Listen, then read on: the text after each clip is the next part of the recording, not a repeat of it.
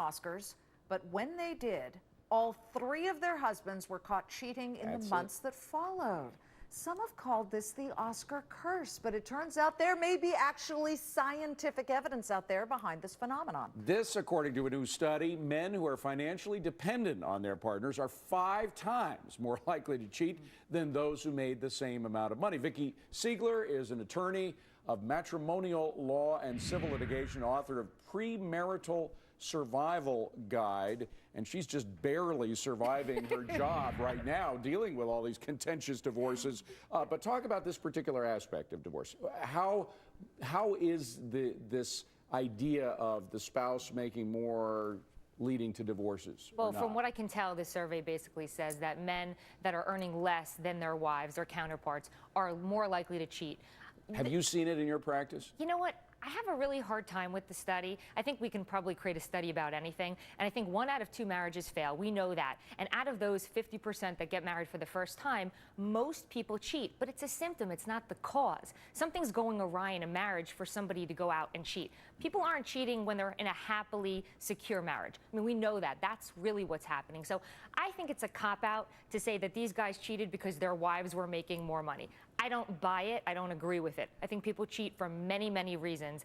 And I think these guys are crazy to cheat on these beautiful, smart, empowered women because they can really be role models and teach these guys something. So I don't buy it at all. I love it. But looking at these 3 examples, these 3 actresses, all of them superstars in their own right, could there be something to the psychology that a man whose wife is in the total center of attention, not just, of course, in the camera lens, but financially as well?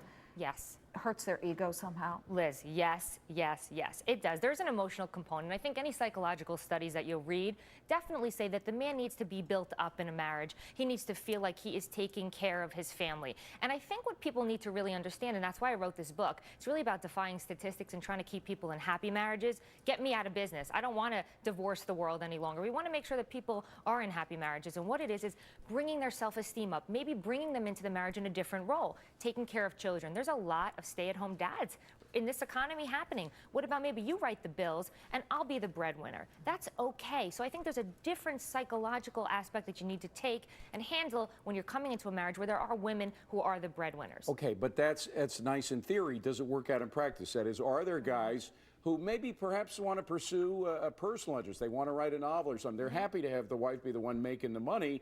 They're staying at home with the kids writing their novel. It does happen sometimes, David, and this is the problem. You need 2 people with the same commonality. You need to both be on the same page and have that personality recipe. It's kind of like that panacea. We both have the same mindset. We're going to sense of humor, too. Very critical, right? Top 10. I can certainly list that you need to have a sense of humor. You need to be lighthearted, and it doesn't really matter who makes the money. If it goes into the joint bank account and you can go buy your Corvette or you can go buy your Chanel pocketbook, what's the difference? And I think if you take that approach, perhaps you can, make money something that you can work together on. You can still go to your financial planner and talk about what you want to do with the money, who's earning it.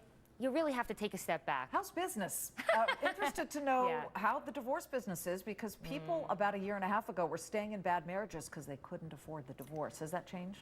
You know what? It's changed slightly. People are still in bad marriages. The problem is they can't sell their homes in most states across the country, so they're living unhappily. Domestic violence is on the rise, obviously, when people are living in a bad situation under one roof, and people are actually filing complaints. Complaint for divorces are up.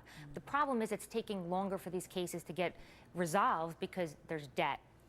There isn't as much money to divide. You can't get the equity out of your main asset, which is your home. So it's giving divorce attorneys who are trying to be creative a little bit of a hard time. And living in the same home after you have filed for divorce, it's the movie, The War of the Roses. Absolutely. When love turns to hate, you want to run. You don't want to come home to that person and say, oh, what would you like for dinner? Or can I do your laundry? That doesn't work any longer, and especially when children are involved. So I'm always saying, get divorced, move on, and do it in the most professional way you possibly can. Vikki Ziegler does business in 3 different states, I believe. So call her up. And you say New Jersey's easiest. Yeah, well, the most practice in New Jersey, we'll say. Thank you. Thanks. Very much. It's a business that